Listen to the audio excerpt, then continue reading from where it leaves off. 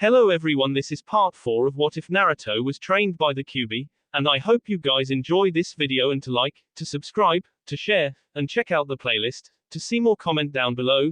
Now let's start the intro. They call me a god. They call me a god. They call me a god. Join my membership, the perks are great. It's in the description. Be sure to like and subscribe, it gives me more motivation. Enjoy. Naruto's age, 7. Naruto's mental age, 8. It's been 2 days since Naruto had left the hidden sand village, and reached the next village to continue his training. The hidden mist village. Although Naruto was much stronger than he was prior to the beginning of his journey and was shown a great range of jutsu from Baki and sand, he knew that he needed more training, jutsus, and most importantly experience. The problem was who he would get to show him what he needed to learn, other than Kyuubi. However, luck seemed to be on Naruto's side once more when he entered Kiri. "Come on, don't you people have anysk?" A loud voice roared. Who the hell is being so loud so damn early in the morning? Naruto thought, as he went to see what the ruckus was about. Naruto was rather confused when he turned a corner and saw what looked like a sparring match gone to hell, which bled into the streets. Though it seemed to be a one-sided fight to Naruto, there was a large man who appeared to be a Mist Junin fighting about 10 other shinobi, all looking to be Junin as well. Suddenly another one of the Junin was thrown into a nearby building, crashing right through the wall with a loud crack, as the large man laughed insanely. "Isn't anyone here a worthy challenge?" the man screamed, obviously talking to anyone who was within listening range. "Naruto, I want you to challenge that man, but make him agree to show you jutsu if you win." Kyuubi voiced inside his mind. Hi Kyuubi-sensei, he responded, just a little taken back at the prospect of fighting this man. "I will fight you." His voice rang out strong, making all the audience and the man turn towards him. "Ha, you people seriously insult me, sending a mere boy to fight against me, hoping I'll stop. You really are pathetic. It's no wonder why we haven't won any of the ninja wars before." He answered, a disgusted and angry tone. "If I beat you, you have to teach me whatever you know." Naruto said in a slightly agitated tone. To be underestimated just cause he was a kid wasn't something he took kindly to. Ha, so you are serious then, boy? Very well. However, I don't wish to have an idiot child's blood on my hands, so to beat me all you have to do is hit me once. And my name is Momoki Zabuza. TSH, he is just like Baki-san, underestimating me cause of my age, but it will be easier than actually beating him at least, Naruto thought, sneering a little. "I accept, and I am Kazama Arashi," Naruto answered before disappearing. Zabuza grabbed a foot next to his head that seemed to come out of thin air, making the rest of Naruto appear. He flipped and sent his other leg towards the tall man, but getting blocked as well. Zabuza let go of him and sent a kick towards the boy's chest, though Naruto was able to block it. The sheer strength of the kick sent him skidding across the dirt. Damn, he is a lot stronger than I thought he'd be. Taking many hits from him isn't smart. Now I see why those Junin had trouble. Naruto thought, shaking the pain out of his arms. Naruto tried this tactic again, and although lasting longer than before, ended up with the same result, only this time being sent into a building instead. Arashi was it. "Just give up. If these pathetic Junin couldn't even touch me, what makes you think you can?" Zabuza said with a superior smirk, looking at the hole the boy made. Slowly a blue light seemed to emanate from within the hole, before it disappeared, surprising Zabuza. He only had a split second to duck before a leg phased past where his face had just been. He kicked up from where the leg originated and felt a connection, as a body flew into the air, but had been able to land gracefully on the ground. This boy is a lot stronger than I gave him credit for. He has enough knowledge of chakra control and physical training to be able to match the speed of most Chunins. Not only that, but I was able to see his chakra on his feet. For a boy that age to be able to do that is almost unheard of, besides in strong bloodlines with Kekkei Genkai, Zabuza thought, his face unconsciously hardening while looking at the boy. Naruto stood after shaking off another kick, letting the same amount of chakra coat his feet he launched at Zabuza with, before disappearing once more. Zabuza was ready for the boy to attack, but not for him to fluctuate his chakra so quickly. The boy's speed easily jumped to almost Junin level at that moment. Luckily from years of shinobi instincts and reflexes, his body was able to react faster than his mind did and swiftly moved his head back just in time for a fist to sweep by his cheek. Not wanting to be one-upped, Zabuza seed back his fast and sent it drilling into Naruto's exposed ribs, sending the boy a good 30 yards in a beeline before hitting the ground and skidding to a stop, while coughing up blood. Zabuza knew the boy was finished, and began to walk to him to make sure he didn't actually K him. Oi, you aren't S, are you? I don't want to explain to the Mizukage why I ked a punk kid in the middle of a street. No, I'm not S, but now you'll have to explain why you will be teaching this, punk kid, everything you know. Naruto responded with a wheeze, while lightly coughing. What the hell do you mean, boy? You never once touched me, let alone hit me with anything. Zabuza said with an agitated tone, annoyed at the audacity of the kid. Check your cheek. Zabuza did as was told and wiped a finger over the cheek he was close to being struck on, and noticed that there was blood on it. You never hit me, it's probably your own blood. Nice try there, kid. He responded, before Naruto had taken out a kunai and moved it to reflect Zabuza's face in the shiny black metal. How the hell did you cut me? Naruto smirked, wiping the blood from his mouth. You noticed the chakra flaring on my feet, but failed to notice the chakra on my hands. I used the immense chakra to not only gain speed, but I used it as a distraction. The chakra on my hands, however, were there for a direct purpose. I could never hit you with the power and speed difference between us, so I did the next best thing. I used your reflexes as a weakness, making you move without even thinking. But your body moving on its own would never needlessly over-exaggerate a motion, so when I tried to punch you, I never expected it to connect. However, the chakra on my hands had extended my reach another inch, and using Heian, flying swallow, to harden that chakra to make it razor sharp, was able to cut you without you feeling a thing, and thusly giving me the victory in our fight. Zabuza arched a brow at the boy's tactic. Not bad, kid, at least I know you have guts. That will make it partially bearable to teach you. This kid is a lot stronger and smarter than his appearance makes him out to be. He randomly though while watching Naruto getting up from the wrecked wall. Well, let's get going then, kid. I don't have all day, and don't expect me to coddle you either. Once I show you something, I expect you to learn it on your own. Not only is that the best way to learn the jutsu, but it'll also keep you out of my hair. Zabuza said while heading to another part of the village with Naruto in tow. 2 months later. For the last 2 months Naruto learned rudimentary through low chunin suten jutsus from Zabuza, as well as shinobi skills for any shinobi's use, mainly being assassination SKS. Naruto took to learning the suten jutsus like water. He found them much easier to learn than the doton he learned in sand. Mainly because water is the smoothest element to mold with chakra, it has an easy give and take making them simple to learn. In retrospect, however, are also normally one of the weakest elements to use in a fight, being mostly used for defense or escape. The mental training sessions went on as usual, only with Naruto practicing suten jutsus and assassination techniques now. Mindscape. Naruto was currently working on one of the Onoppo jutsus that Kyuubi showed him after he began being taught by Zabuza. Although the jutsus up until then were pretty easy for him to understand and apply, Onoppo jutsu were 10 times harder to learn, causing both exhaustion and frustration for Naruto.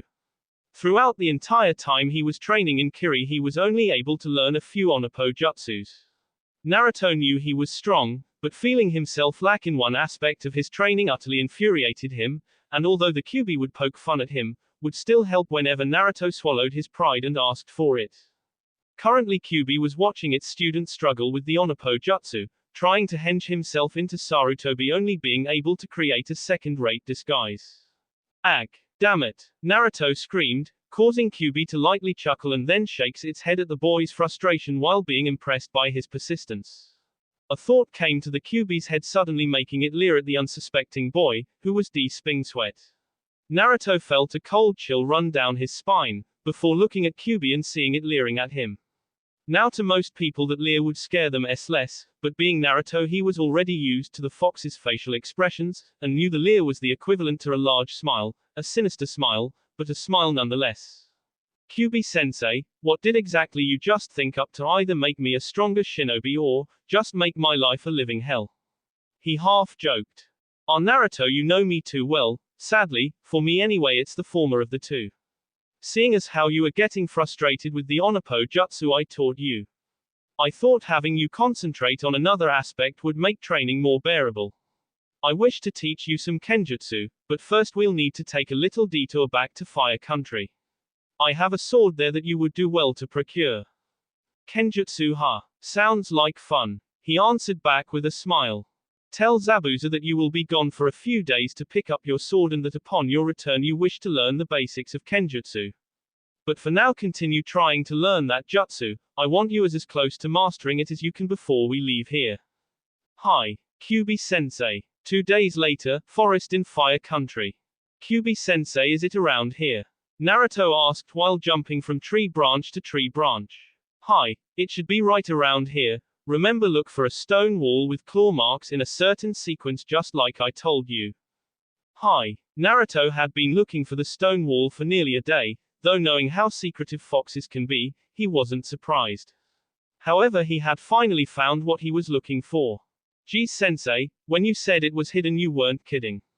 The wall has vines and underbrush all over it, I nearly missed it. It holds and has held many important things to me, Naruto. I had to keep it secret from human view. Hi. I'll open it up and just grab the sword so I don't disturb this place too much. Naruto slid his fingers across the claw marks in the sequence that Kyuubi told him, and part of the stone wall began to slide inside the wall itself, leave a cave opening the size that a Kyuubi-sized being could fit into. Naruto knew if anyone was around, would hear the sound of moving rock and become suspicious, so he rushed inside the cave. He noticed many relics inside that didn't seem to suit a fox at all, but figured it wasn't his business to pry, and just continued to follow the Kyuubi's directions in the cave. Finally landing in AS end, Naruto looked upon what seemed like a large hay bedding lying against the wall. He was about to dig into it like Kyuubi told him to, but he noticed 3 bear-sized oval imprints on the hay. Kai. Kyuubi sensei, did you eat people in this cave? He asked mentally, a bit scared of the answer. Kyuubi was wondering what he meant and scanned his last visual memories, and lightly gasped at what Naruto had discovered. Had Naruto been in his mind, he would have gazed upon a very shocked and saddened fox. No. Just leave it and look for the sword under the hay, Naruto. It answered with a tone Naruto never heard before. If Kyuubi were human, he could have sworn it sounded like a tone of sadness. Naruto had wanted to ask if something was the matter, but learned early on to never question his true sensei nor ask it about itself unless important to the situation at hand. Hi. He began to dig around and finally heard a clank of metal, and latched his hand around the object. Once he pulled it out and examined it, he latched it to his belt and exited the cave, closing it with haste. Not even a few minutes with the sword, and Naruto could feel something not quite right about it, and decided to ask. Kyuubi sensei. Hi. What's the story behind this sword? It has an unnatural aura about it. Well, there is a backstory to this sword, but to answer your immediate question, it feel that way because the sword is alive, well, partially. You see, back when I was younger and more brash, I became quite bored just terrorizing bandits and the like who invaded my territory. So to entertain myself, I decided to have the greatest blacksmith in the world forge a sword for me. I came to him in a disguise and told him that I found a few strands of hair from the Kyuubi, and wished them to be imbued into a sword. The blacksmith agreed, seemingly excited from the prospect of using the hair from a biju to imbue a weapon. I returned after the designated time to find the blacksmith's entire family, their boss still burning and the blacksmith himself comatose with what I presumed to be my sword in his hands. I grabbed it and immediately felt a familiar presence in the blade. Seems that by imbuing part of a biju into a weapon it gives the weapon partial sentience, though because it came from me I had no problem controlling it. However, seems the blacksmith was too weak-willed to do the same and the sword had him kill his family. In other words, I found my new entertainment. For the next few hundred years I, accidentally, dropped my sword in the middle of bandit camps and simply watched the carnage ensue. Are fun times. But I digress. That feeling you keep getting is the sentience trying to communicate with you. But because my influence in you and out chakras fusing together, you also have the ability to control it without a problem. Although it isn't important for you know to now, because it is my blade, I believe it should be respected and addressed by its proper name. Shinku Kaijin. Crimson Ash Ha. Good name. Naruto voiced to no one in particular, while speeding back to the hidden mist village to start his kenjutsu training with both Zabuza and Kyuubi. 7 months later, October 9th. For the next 7 months, Naruto's training regimen seemed to increase drastically with the implementation of kenjutsu in it. However, unlike learning jutsu, which he was basically born to wield with who his parents were, swordsmanship was not. Naruto had a tough beginning, while learning the finer points of the basics to sword fighting. And having a person like Zabuza as a teacher didn't help matters in the least. He devoted most of his day training as well as his mental training to learning kenjutsu and onopojutsus, since those still gave him trouble. However, after a few months of nothing but hours of constant practice of parries, thrusts, SS, and the different stances of basic swordsmanship, he finally grew out of his shell and showed a talent for it. Zabuza, being who he was, disliked the idea of having a miniature version of himself running around the world, and declined Naruto's request of teaching him his personal sword style, simply telling the boy to either find another teacher for it or make a new style himself. Luckily, Naruto did have another teacher who was more than adamant about teaching him the different styles it knew. Naruto spent countless hours being lectured by Kyuubi about the styles it knew, before having Naruto pick the one he wished to learn, of which was ironically the favored style of Kyuubi itself, called Kitsune Ise Ru, Fox Cry sword style. A style which relied heavily on a balance of speed, power and constitution. And while this style had normal maneuvers like any other sword style, this one had special techniques, both offensive and defensive, which if the user's body can't handle the strain of using could very well seriously harm them, or even KO them. The reason being that several of the strongest of each category needs the necessary chakra in order to use them, some needing more than many S-ranked level jutsu. However, if either an offensive or defensive technique is deemed necessary, the style is guaranteed that the opponent will S if it's offensive, or the opponent will not gain a single inch of ground if defensive. There are no other results when using Kitsune Ise Ru. After his decision, Naruto spent the rest of his kenjutsu training time learning Kitsune Ise Ru from Kyuubi. Thankfully for Naruto, Kyuubi had basically been grooming his body for this sword style since the beginning of their training. Although the physical training was good for Naruto to get in shape for shinobi life, the sheer amount of reps he had to do each day was purely for getting his body ready for his kenjutsu training.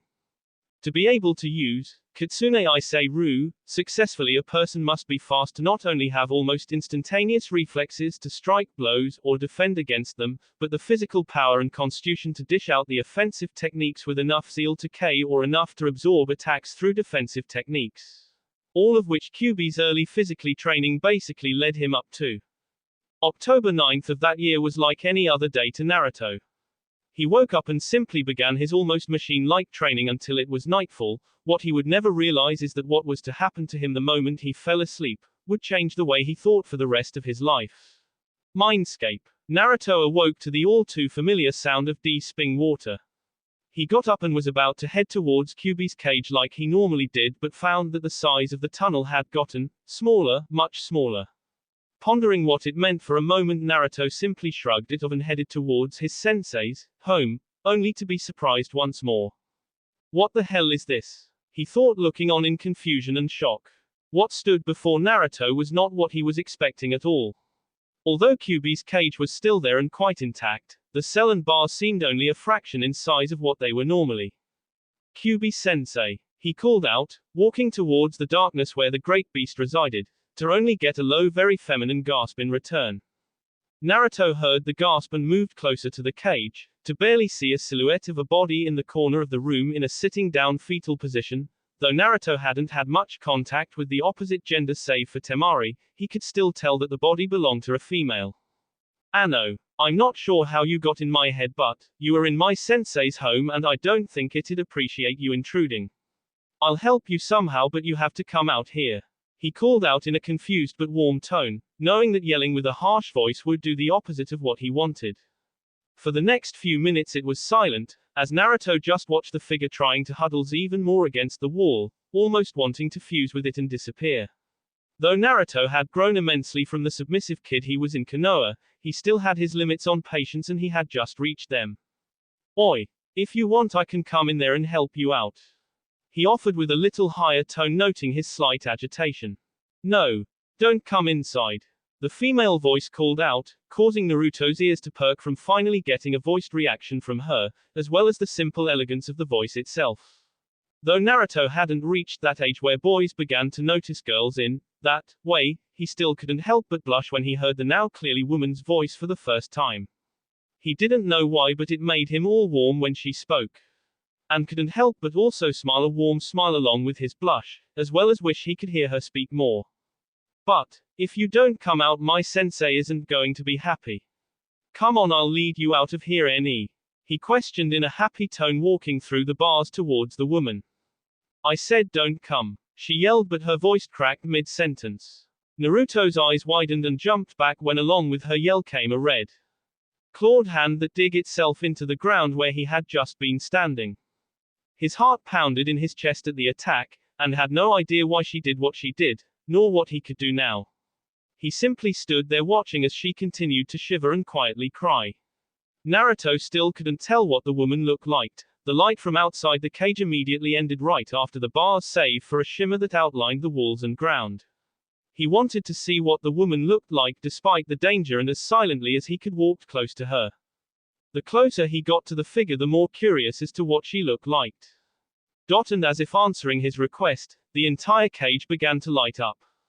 What Naruto saw next would make him question the last almost 2 years of his life while training. He now stared at a young woman dressed in a silver kimono, adorned with red fox ears except for the black tips and 9 fox tails lying limply on the floor next to her of the same color. What really sent a pang of what could only be described as pain through his body was the fact that he could see the tear stains running down the woman's delicate face. Naruto simply stood there and stared at the woman while she in turn just stared back at him, finally noticing his proximity. His mind raced at what was happening, but after a few minutes his shocked expression relaxed to a questioning one and voiced the answer he thought he came up with about the details of the situation. You're the Kyuubi no Kitsune, aren't you? He accused softly, not wanting to make the woman cry more than she already appeared to have. The woman just lowered her head, facing the floor. That was all the answer he needed. So, what's going on, Kyuubi-sensei, are you alright? He asked, never once seeing Kyuubi like this in both form and emotional state. Gomen, that a stupid question, of course you aren't. He whispered more to himself, berating himself for having no idea what to do at the moment. Nothing was said for almost 10 minutes before Naruto decided to leave. Obviously this was one of the, don't ask about me, topics that she mentioned before. Anniversary. Her voice lowly cut through the silence, causing Naruto to stop once more and turn. He looked at her quizzically. Anniversary? He questioned, silently asking her to explain. She pulled her head up to look straight at him with fresh tears flowing down her face.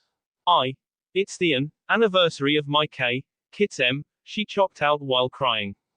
Naruto's eyes went wide from her revelation, a million thoughts at once spun through his mind, but then one thought finally cut through them all after a minute, comfort her. He bowed to her in empathy. Gomenasai, Kyuubi-sensei. I didn't know you had children. And for the first time to hear about them on the anniversary of the deaths, Gomen. He spoke in the most soothing voice he could. Kyuubi simply looked at him, and then broke down more before putting her face between her legs and cried. Naruto couldn't stand the feeling of uselessness at the situation. And decided that even if he doesn't really know her, he should do whatever he can. After all, she has been helping him for nearly 2 years and wouldn't be who he was today if not for her. So it would be only right he should try to help her as best he could. Gathering his courage and before his body could protest, he walked over to the shuddering form of his sensei, knelt down and embraced her. The sudden contact made Kitsune's entire body freeze for a few seconds before going back to crying. Naruto knew he had gone this far already and was allowed to live, especially with her attack from before, so he decided to go a little further and simply whispered soothing apologies to her. After what felt like an hour of seemingly useless words, Kyuubi finally reacted to Naruto's warm words and soothing contact by slowly her sobs to merely occasional hiccuping. Kyuubi-sensei, are you feeling any better? He asked softly next to her ear, causing it to twitch, telling him she was slightly more relaxed, since the ear hadn't moved an inch for the prior hour as he had spoke. A slight nod from the fox woman was his only answer, and though Naruto was thankful he was still alive, decided that he needed to know what was wrong with his usually unemotional sensei. Kyuubi-sensei, would you mind? telling me what happened. Maybe it'll help. He offered with a slight squeeze to get her attention. Silence ran through the room for a long time, before her soft voice broke it. It happened the day before I attacked Konoha. She paused to wait for Naruto's reaction, of which was a rather shocked expression before he nodded for her to continue. Quote, I was coming back to my den with a few animals I caught in the forest to feed my kits when I noticed they weren't welcoming me back at the entrance of the den like they always did. Realization dawned on Naruto then and he involuntarily interrupted her story. So then those 3 spots I asked about in that hay bundle where I found Shinku Kaijin were from. Naruto said but couldn't make himself finish the sentence seeing just how shaken the woman in his arms was. Naruto's pang of pain for the mother in his arms rose to a new level and his body reacted on its own when he simply picked her up and settled her down between his legs and just wrapped her up in his arms, doing his best to comfort her. He was happy that he didn't protest his movements, and hoped that he was helping her cope with her emotions if even only a little. He whispered in her ear to proceed with her story whenever she was ready. So I went searching for them in the den but they weren't there either. I started to get worried because I told them to never leave the den unless I was with them. But kits will be kits and sometimes they did sneak out to go exploring. I left the den and searched the vicinity quickly picking up their scents and followed it, noticing that it brought me closer to Konoha. Which got me even more worried. Eventually I reached the clearing where their scent stopped to find. Quote. At this time Kyuubi began to cry again but tried to continue the story anyway. That sob all 3 of my little Sobs kits were S. I Sobs investigated the area Sobs and found some S-leaf shinobi with Sobs claw marks all over their corpses. After that I just went into a rage. I Sobs attacked the forest heading straight towards Konoha. I didn't mean to attack everyone, all I wanted was vengeance on those who killed my kits. I followed my kit's blood scent to find those responsible. It was very pale man with yellow eyes like a snake, as well as a few dozen others with clothes still drenched in my little one's blood. I was about to attack them, when more shinobi and your current Hokage got in my way stating that it was my kits who attacked the snake man's group first and were only defending themselves. And that I have no right to seek vengeance. Kyuubi paused once more and twisted her body so now her side was resting against the boy's chest as he hugged her shoulders. Naruto, my kits would never have attacked them. If I made only one of my rules crystal clear to them, it was to never attack a mortal unless in self-defense, and then only if absolutely necessary. Not only that but while those shinobi that showed up with your Hokage tried to fight me, the snake man and the shinobi in his company just smiled a knowing smile. From that I realized that nothing would happen to them for their transgressions and decided that the whole village was guilty for harboring them from me and not giving me a chance to explain my side of the story. She paused again to look at the young boy with fresh tears still falling down her face, while he held her tightly and rocked them both back and forth to comfort her. Gomenasai Naruto. I never meant for your life to be so hard in your home because of me, and the ignorance of the village. I know nothing I do can make up for the pain and loneliness. But I hope that the training I've given you so far might be some sort penance for my past mistakes, and that maybe someday, you can find it in your heart to forgive me. She finished with obvious regret and sadness emanating from her puffy, red eyes. Naruto knew she wasn't lying about being sorry, nor lying about her story which could make her reasons for attacking her village more in her own favor. Naruto thought over her story for a while, allowing all the pieces of information he just received and had before come together giving him all he needed to come to a final conclusion about everything he's had to endure up until 2 years ago. A small, sad smile graced his lips when he looked back at Kyuubi's awaiting, sad expression, before he gently cupped her face in his small hand and wiped off the excess tears from her cheek with his thumb. It's alright Kyuubi-chan, I forgive you. He said softly, smiling so wide his eyes actually closed mirthfully, which caused her to go wide-eyed, and have a slightly agape shocked expression upon her face, from not only his comforting touch on her face, but the familiar way he addressed her. Naruto, she questioned, still in a daze over his reaction, while Naruto warmly smiled at her and shrugged. Anno, well, from everything you told me and everything else I know about that night and my life afterwards, it seems I can't blame anyone that I personally know for what happened to the village nor how I was treated afterwards. I believe your story, and personally I'd have sped the whole village to shreds before they could stop me knowing they defended my children's mers. On the other hand, I can't blame the villagers for defending themselves against you for what they thought was true. An attack on their home. Nor for attacking me when I was younger, thinking that by hurting me they hurt you as well, especially with all of the loved ones they lost that night. Of course they should have tried to get to know me first before they condemned me as a demon and treated me as such, and for that fact I will never forgive them. But it seems that Kami-sama picked me as the scapegoat for all the negative stuff that happened in that village. And although it is true the experiences I've had as a child will haunt me until the day the silver lining throughout all of this, which I would go through most of those past experiences again just to keep, is the fact that I have such a great sensei and friend that will make me powerful enough to defend everything that is precious to me in the future. Not even the pain of 4 years of beatings, my blood, sweat, and tears could make me regret leaving with you to train and also gain you as a close friend to me. He admitted sincerely, giving her body another soft squeeze. He doesn't hate me. He is actually as happy I'm with him. He really considers me his friend. These were just a few of the seemingly hundreds of questions that floated inside of her head at his statement. Arigato Naruto, she said slowly, looking at him before bursting into tears again.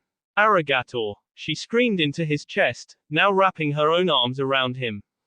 It's okay, Kyuubi-chan, everything is going to be okay. He cooed back as he stroked her hair and back reassuringly. They stayed like this for a long time, allowing Naruto to ponder about the new key bits of information he had attained this night.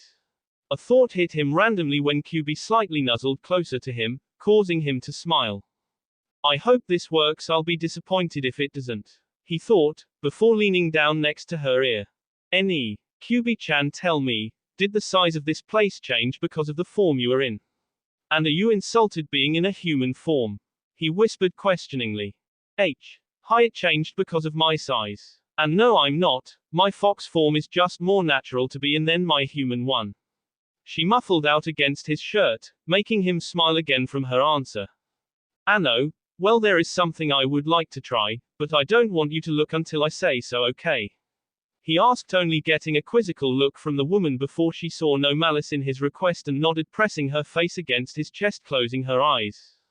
Naruto smiled once more, and closed his eyes, his thoughts squarely on a scenery that he had loved to visit when he was a boy with his mother, one of the few good memories he still had of her.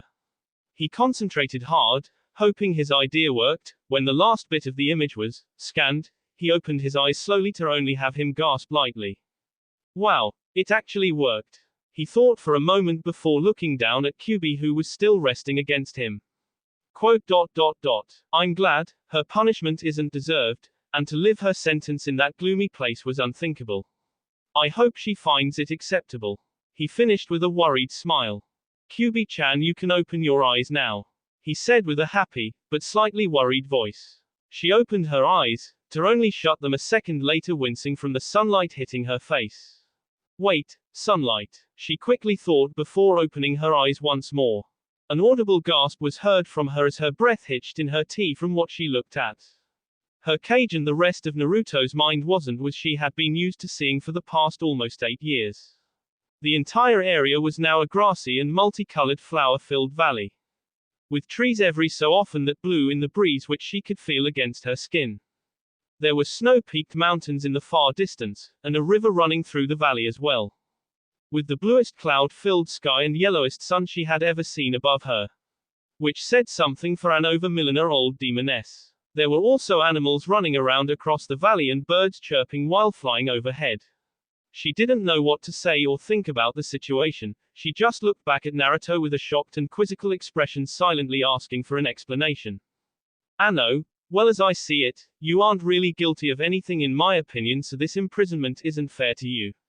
But sadly I can't do anything about that, so I just thought that since this is my own mind that I'd at least make it as enjoyable and comfortable as I can for you. I also couldn't do anything about the seal, so I just made it into a collar for you, he said with his ever-growing smile. She unconsciously brought her hand up to her end, feeling the snug leather collar with the word, seal, written on the front. But how did you do it? Well, I guess I could have done it at any time, but the idea hadn't come to me until today when the size of my mind changed to fit your size better. That's what gave me the idea that if the size can change, the environment could too, so I tested it out. He chirped. She looked at him and couldn't help but smile, before looking back at the change and still being overwhelmed. He did all this, for me. Even after all my existence in him had awarded him. She thought, still not quite believing it was real. Her attention was grabbed when he shook her gently. Oi! You need to go and explore, so I know you like it. He teased, pulling her up slightly and pushed her towards the valley. The push seemed to knock her out of her thoughts, and she smiled at the shorter boy before grabbing his hand, dragging him with her. Let's explore together, she said in a happy tone, which made him smile that he was able to stop her from dwelling on her children, which only seemed to cause her more pain. The two took their time exploring the entire valley. Naruto, however, was keeping his eyes on Kyuubi. Despite her reaction, he was still a bit scared that she wouldn't like the changes that he made. However, he was very mistaken. Kyuubi absolutely loved all the changes he made. She admitted to him that it reminded her of when her and her old mate would visit valleys like this while traveling. They had finally finished their sightseeing and went to rest against one of the trees. Naruto was a bit apprehensive about what he should do then. After all, he had only been that close to Kyuubi to comfort her. But now that she seemed a bit better, he would feel it inappropriate to do it then. Not only since she was a demon and may find it disgusting, but his sensei and was so much older than him. As he thought back, he realized his embrace was more akin to a lover's than a friend's, and he felt quite guilty of that fact. However, Kyuubi seemed to think otherwise, and once Naruto sat down against the trunk of the tree, she sat down in the boy's lap, resting against his chest, though not painfully so considering their sheer body size difference. Naruto stiffened, scared at her choice of seat, but after a minute of not getting ked, finally relaxed and settled down comfortably against the tree, each of them just enjoying the company in silence, until Kyuubi spoke. Arigato, Naruto, no one has been this nice to me in a very long time. I know you've said you've forgiven me, but still gomen for making your life so hard in that ungrateful village. She said in a sad voice. He smiled, though she couldn't see. It's okay, Kyuubi-chan, nothing can change what's already happened, despite my wishing it had. Plus, you've made me strong enough now that I won't have to worry about being hurt like that ever again. You've sincerely apologized to me, something I know for a queen of demons like must be a hard pill to swallow for your pride, and that is enough for earning my forgiveness. He reassured her. Hi, and arigato for comforting me earlier. I know it wasn't easy for you, and gomen for putting you in that position and attacking you. I've tried to keep to myself this day during the year, but after going back to my den and seeing where my kids used to sleep, I couldn't contain my emotions. Arigato, Naruto, you really don't know how good it feels to have someone's shoulder to cry on and to speak with about it with after so long of being alone to suffer through it. Anyone would have done the same, Kyuubi-chan. I'm just glad you are feeling better and that I could help. Gomenasai again about your children. I promise that one day, we'll get you your revenge for your family. We'll find those shinobi and Snake Man and wish they never touched your children. He finished with venom spitting off every word. Arigato, Naruto, she retorted, while biting her lower lip in nervousness because of a thought that had been swimming around her head ever since he forgave her. Should I give it to him? She mentally questioned herself, before surveying the valley once more and nodding. Kyuubi moved and stood up underneath the tree, confusing Naruto slightly, before smiling at him and doing a small set of hand seals, causing a puff of smoke to appear, and in her arms rested a large red scroll. For doing so much for me today, I decided that you've earned this. Quote. She said, holding the scroll in front of the boy.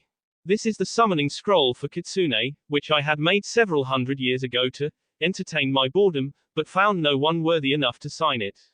Although it is like any other summoning scroll, to be able to summon the Kitsune clan is a singular honor for obvious reasons, and the summoner will always be respected by demons and mortals alike because they know that I'm the one who holds the contract. She finished in a happy and proud tone, giving the scroll to a now gawking boy. Are you sure about this, Kyuubi-chan? I mean, am I really one that you should be letting sign this? He asked, taken aback at her gesture. Of all the people whom I've met in my life, I can honestly say that you are the most worthy of them, Naruto-kun. She paused with a smile, and a small kiss on his forehead for being the person that he was, which caused him to blush from embarrassment. Simply sign your name in blood and put a handprint at the bottom of your name, and then I'll show you the hand signs. Naruto did as he was told, and Kyuubi showed him what to do to summon correctly. Naruto followed the instructions and summoned a single-tailed silver fox named Heieigen Quicksilver. Kyuubi then told him to use as much chakra as he could to try to summon the fox boss summon. He did so and slammed his hand on the grass, making a giant plum of smoke appear, blocking his vision. When the smoke cleared, the only thing around was Kyuubi. At first confused, Naruto soon understood and shook his head with a laugh. "You're the summon bosses for Kitsune?" he rhetorically asked, making Kyuubi smile innocently. "Well, since you are sealed within me, how exactly does this work?" She shrugged nonchalantly. "Who knows? You'll have to test it outside so we both know. If I were to guess though, because of the seal's chakra restriction, I'd only have about as much chakra as you put in the summoning itself, but like I said, we won't know till you try it out," she said in a sing-song voice, making him smile that she was slowly getting back to the Kyuubi he knew. He bowed. "Arigato, Kyuubi-chan. I'll make you proud that you allowed me to sign this." He smiled, but held a clear tone of seriousness. "You better, Naruto-kun," she teased with a smile herself, before another idea came to her. Now that I think about it, I have something else for you, and this will greatly help your training, especially since you wasted today's session on me," she finished in a sullen tone. "It was far from a waste, Kyuubi-chan. What kind of person would I be if I didn't help a friend of mine when they needed to be comforted? He retorted back in a comically agitated pose, that made her smile. "Arigato, Naruto-kun. Anyway, this jutsu is called Kage Bushin no Jutsu, Shadow Clone Technique. It's quite similar to any other Bushin jutsu. The biggest difference is that these Bushins are solid and can almost be considered their own person because of the flexibility of choice they have. That reason being that Kage Bushins are summoned using a piece of the user's own soul, which is why summoning many Kage Bushins at once isn't wise. A soul can only be stretched so far, which is one of the two limiters of the number Kage Bushins the user can ultimately summon." She paused and summoned a single clone of herself, which immediately jumped the poor boy and kissed him passionately on the lips before seductively ming his name against his lips and puffing out of existence, leaving him blushing from her actions. As you could see, I gave no verbal command for the clone to do that, but it acted on its own, though still based on my personality, she explained, trying to hold in her laugh from the boy's reaction to her clone. "You're telling me that she did is something that you would also do?" he asked, a bit scared of her answer, but deep down was wanted to know if he could feel that again with the real one. He may not be of age, but still doesn't mean he didn't feel warm and happy with getting affection like that. "Hi, that is one part of my personality. I am a warm-blooded woman just like any or man or beast after all, so I need certain urges fulfilled every so often," she said in a serious tone, before looking the boy up and down in examination. "But you're a bit young for my taste, Naruto-kun," she finished in a playful tone, winking at him. "Not that I'm not grateful, but why are you showing this to me now? You said it would greatly help my training, but I'm not sure how," he questioned after the blush she caused him finally subsided. "It's easier if I showed you, Naruto-kun." With that she summoned another clone. "Now I'm going to close my eyes, and I want you to pick out 3 different colored flowers in any order and show them to my clone only," she ordered while closing her eyes. Naruto and the clone did as directed, and once ready signaled Kyuubi, who promptly dismissed the clone. "The colors you picked, yellow, white, and red. The order you put them in, red, yellow, and white," she said with a smirk, causing Naruto to look shocked. "How did you?" His question hung in the air for a few moments while he put the pieces together. "The user can remember whatever a clone does?" he asked half-heartedly, getting a nod from his sensei. She nodded in affirmation and smiled at his growing intelligence. "That's correct, Naruto-kun. However, the memory of the clone only works if the clone is dispersed voluntarily or the chakra on it gives out. Do you know what that means for your training?" Naruto thought for a moment, thinking over his almost 2 years of training, and then it hit him like a ton of bricks, obvious by the shocked expression on his face. "Time. The time to learn? Well, anything will be divided by however many clones are used for that task. A jutsu that would usually take a week to learn could be learned in a few hours if enough clones are summoned for the task. That's amazing, Kyuubi-chan," he shouted excitedly. "Of course, just like any strong jutsu, there are consequences to using this ability too much or too often." She spoke, waiting for him to calm down and listen to what she had to say next. Doing Kage Bushin training causes a lot of strain on the mind of the user, because of sheer memory feedback when you use it. So I caution you to take the training slowly at first. And also don't forget that Kage Bushins can also be useful in battle, not only for this kind of training. Hi, he responded, as ideas flowed throughout his mind for just how much he could learn from this training, until something occurred to him. Learn. He thought for a good minute before coming to a decision. Kyuubi-chan, I don't think I'll be using the Kage Bushin training much. It seems like cheating to me. It'd take me only a week to learn what it would take a normal shinobi a year to learn NE. It seems like I'm spitting in their faces and their hard work if I do things like that. I think I'll only use this kind of training for special circumstances like learning the Uzumaki Jutsu since I have no one from said clan to teach me those. Or the Onepo Jutsu, and Kenjutsu you are teaching me since only I can learn them and only from you. And of course any jutsu that I myself create too. Hey. Her lips pursed slightly, as her brow rose.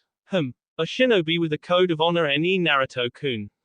She questioned rhetorically. Well, that's an oxymoron for your profession, but those kinds of shinobi always turn out to be the strongest and most respected.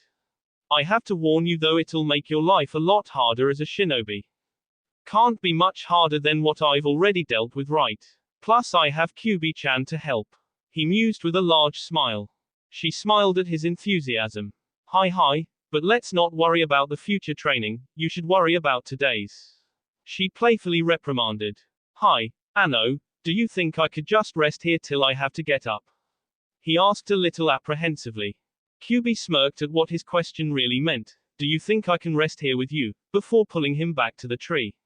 Only with their positions now reversed, his head on her lap and her resting against the tree. A long comfortable silence rose between them, each enjoying the scenery and the company, before Kyuubi broke it with a shaky comment. Natsumi. Naruto's ears perked at her words but were confused by them.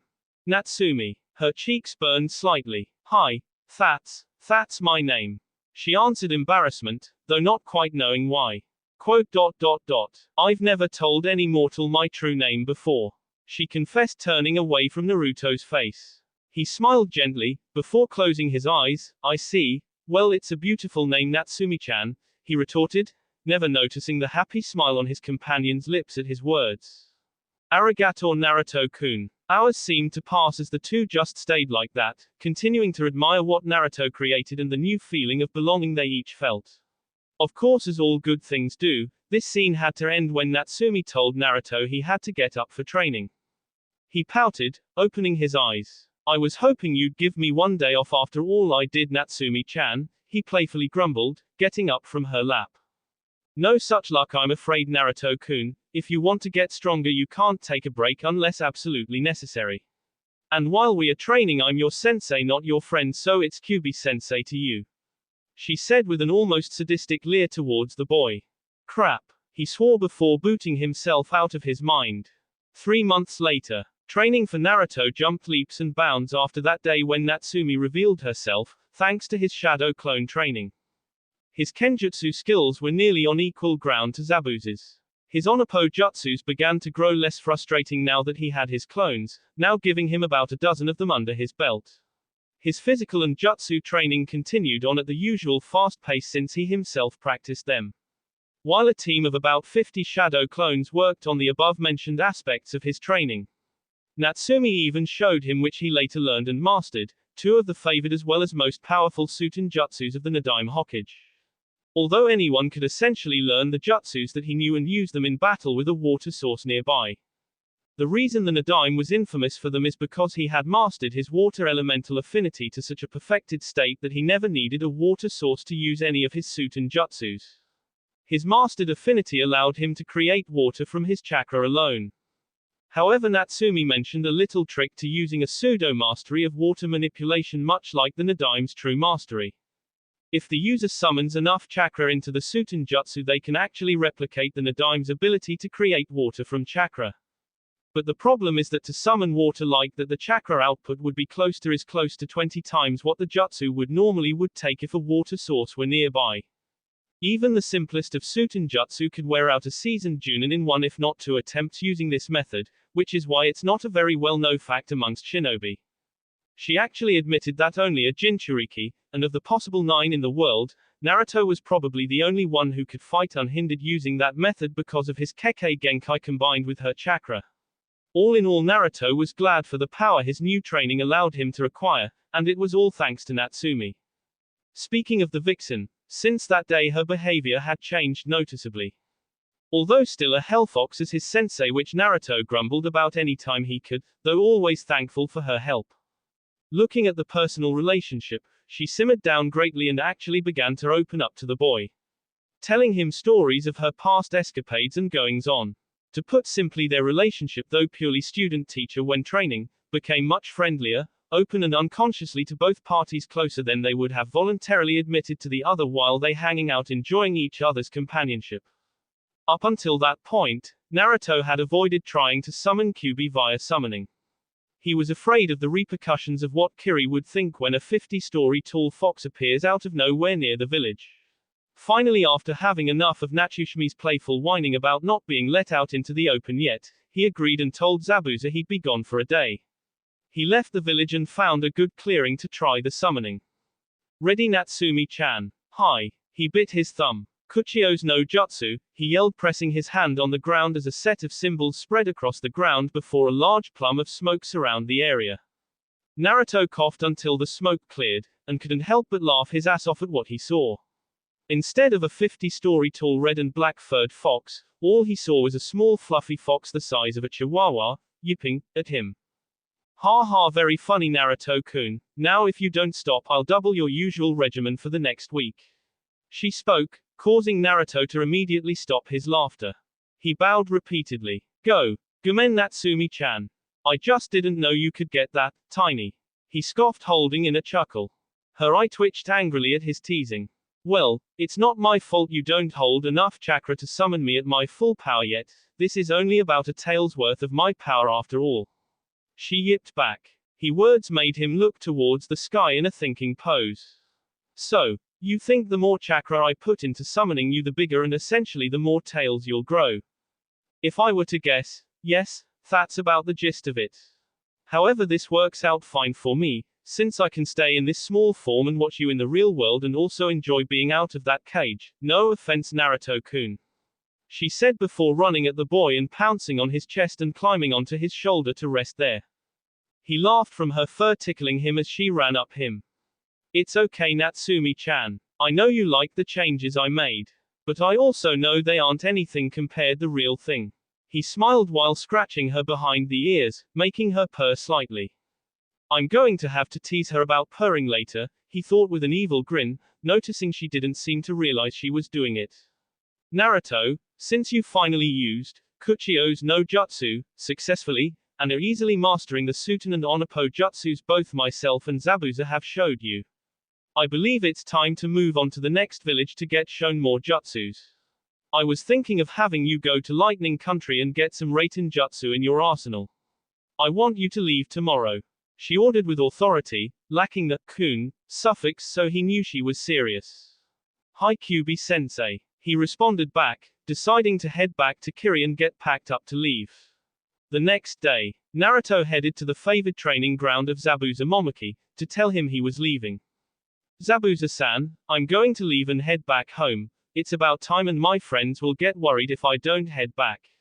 I'm sure they found out about my parents already. Naruto lied through his teeth once again.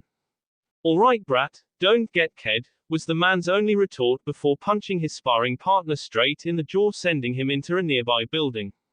Naruto bowed lightly, knowing the man hated that respect crap people were preaching to him about, so he just left after that. With Kyuubi still on the boy's shoulder resting peacefully, Naruto headed to the hidden cloud village, the next place that his training would continue.